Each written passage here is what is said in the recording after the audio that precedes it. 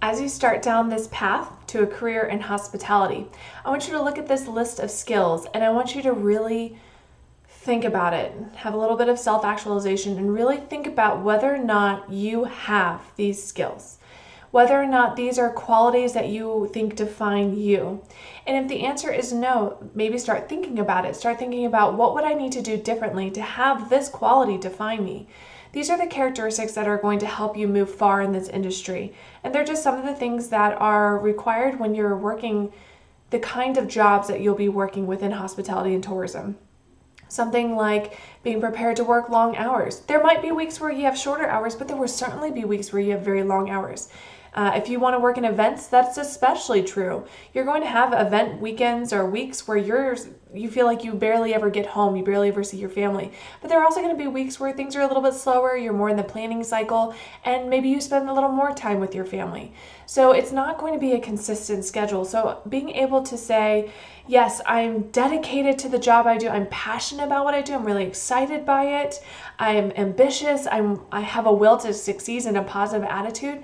Think about these things. All of these things are things that you can use to describe yourself if you choose to.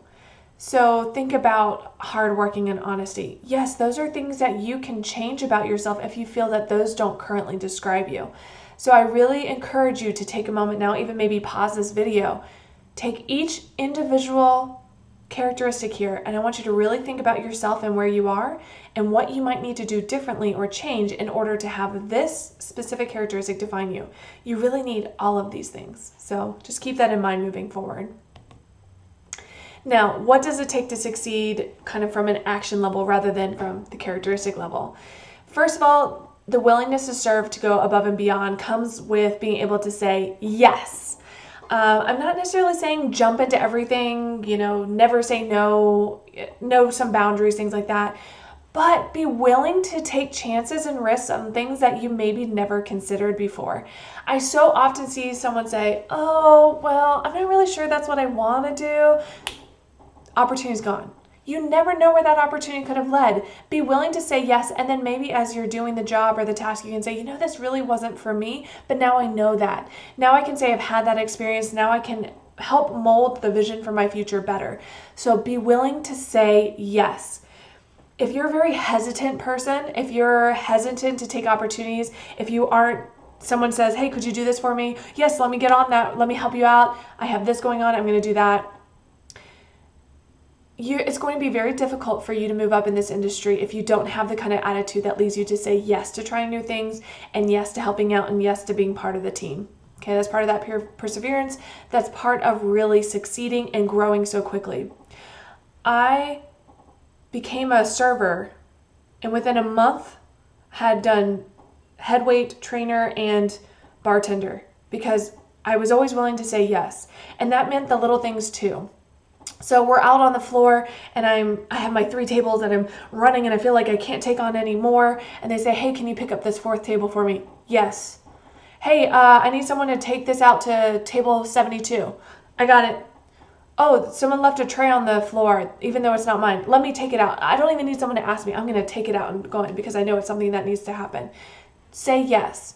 Hey, do you want to pick up an extra shift working as, the host, or an extra shift in the kitchen doing some prep work? Yes. I'm willing to say yes. I'm willing to take chances. I'm willing to learn. I'm willing to grow. I'm willing to be part of this organization. I'm willing to be a team player. It means all the difference in the world. So say yes. I can't say it more. Anyone can learn the skills for this job. The skills aren't really that challenging. As you move up, there are more challenging things that are going to happen. But the skills part of it is pretty straightforward.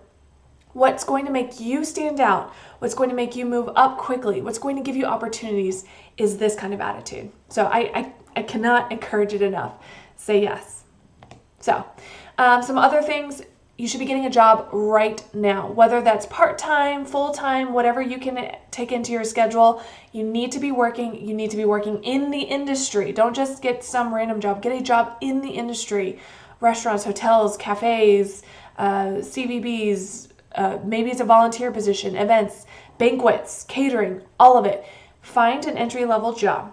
be okay with an entry-level job, because when you graduate, if you have not had the entry-level positions, you have to start the entry-level position at that point. And it is very psychologically challenging knowing you just got this big degree and now you can't just go get a management job. It doesn't work that way. You need to get your feet in. You need to get in somewhere and start moving up, start working, start showing them that yes attitude, start showing them that you're really serious, that this is your career, it's not just a job, and you really care about what you're doing. So first step, get a job, make sure you have a job, and then make sure it's in the industry. Be willing to try different things. So in your mind, you might say, man, I really want to be in hotels. I can't get that hotel job. Okay, get a job in F&B. A lot of your general managers have come from the F&B side, because restaurants, restaurant outlets, and hotels is a major portion of the kind of management that you run within a hotel. So the reason I became an AGM, an assistant general manager, after being a restaurant manager, I went straight into upper level management for a hotel, is because of my F&B background, because that is such a microcosm of the world that we live in within hospitality, and the skills are so transferable. So be willing to try different areas, even if you don't get the one that you think is your permanent career, because you never know where your career is going to lead you. Again, be willing to say yes, be willing to try new things. Join a club and organization, whether that's here at MTSU or an external organization. We'll look at some of those in just a moment. And be a team player. These are all really huge things that you should do. Start being a leader. Be professional. The way you dress, the way you speak, the way you communicate, and we'll look at some more things within that in another slide as well. Get the experience. Start working now. Explore the industry. Don't think you know exactly what you want, because you actually don't know. Until you've worked the different aspects of the industry, I guarantee you don't know what your best fit is. Maybe you're very lucky and you know yourself so well, you know the industry so well, but you had to have had some experience to get to that point, to know yourself that well and get involved. So here's some examples of hospitality organizations you can join. Hopefully we have a student chapter of this, or if you're really interested, we can get a student chapter started for all these different kinds of organizations. So join an organization. The student rates tend to be really, really cheap, very affordable. You get access to the entire organization before you ever get into the industry. You start making contacts, you start getting job opportunities and job prospects. You can ask for internships, you can ask for contacts, networking. All of these things are crucial for this industry, because this industry is surprisingly small.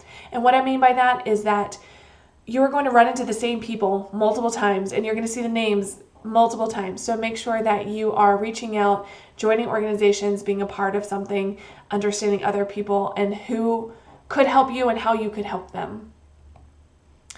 So dress for success. Dress the part you want to be. Look the way you want to look for the presentation of what you want for your future. First impressions matter. When someone makes a first impression of you, whether it's for ill or for good, it will stay with you for a very long time, and it's very hard to overcome first impressions. So the way you dress, your body language, your posture, the way you act, your animation, all of those things matter, because they are going to have a lasting impression. So make sure you are dressed the part. There are some videos available to you that talk about professional dress and what that looks like, both from business casual as well as business formal for both men and women. So make sure you're watching those videos. Some other things. This is what professionalism is. So it's beyond just your appearance. Of course, the appearance is extremely important, but it's also how you speak. Avoid slang and avoid profanity. Profanity really, it says something about who you are as a person, that if you're in a professional experience and environment and you use profane language, it is not considered professional. It does not look good. And even though it might be common in your day-to-day life, it's not common in the professional world, especially in front of guests. So I highly encourage you to practice speaking the way you would want to speak in a professional setting, in your home setting. A long time ago, I stopped using profanity. And when I do use it, it feels weird. It feels odd. So that is something that I worked very hard to get away from, any kind of slang, profanity, things that might turn off a professional atmosphere.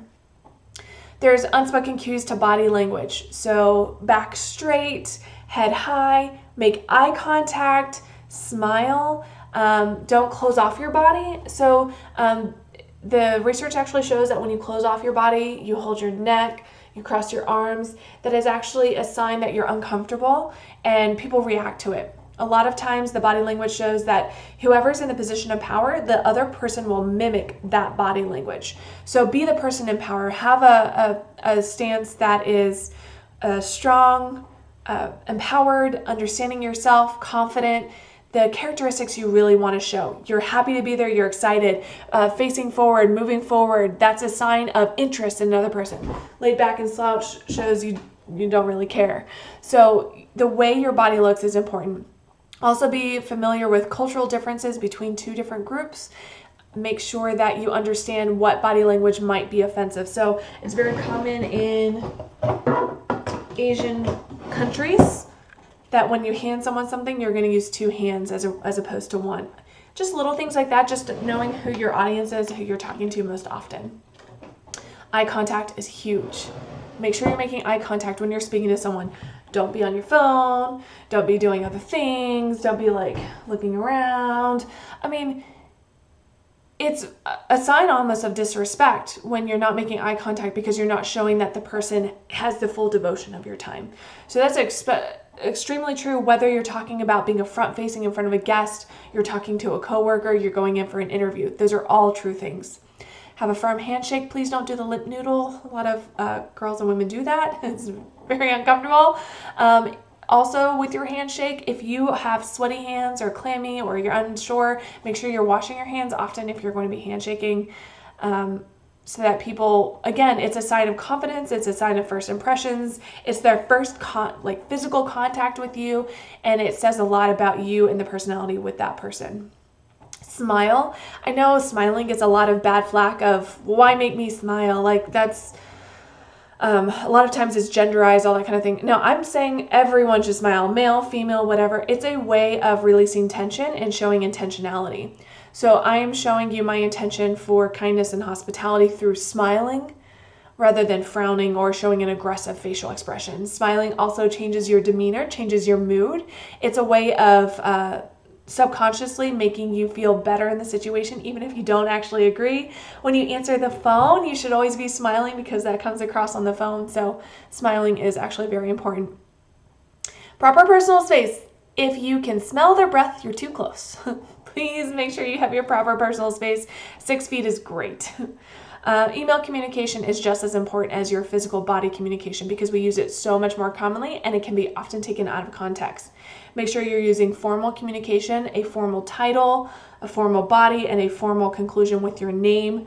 Correct grammar, tone, salutation, which is the ending, saying thank you or salutations or whatever you want to end it with your name and that closing.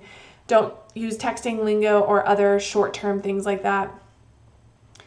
There's an example of communication for email in D2L that shows you how you should be communicating with me, and you really should use that kind of format in any communication you use. You should always use the title of your email to be very clear and concise of what you're actually looking at. You should use the formal title. So if you're going to send me an email, it would be, hello, Dr. Whalen. Good afternoon, Dr. Whalen. Something along that line, a formal paragraph, especially for students, which class you're in, because I have many classes, many students take many of my classes. I'm not sure which class you're referring to. Make sure you have all that information in there.